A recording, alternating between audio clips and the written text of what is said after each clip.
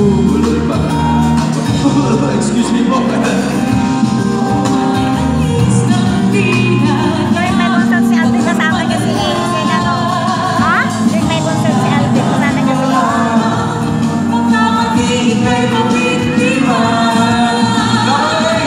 Huwag naman sana aking ka na lang, itatag ko ang puso mo. Aking ka na lang, wala nang higit pa sa'yo.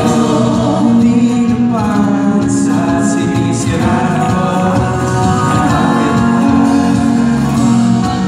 at sa hirap na hindi kita mapapalaan.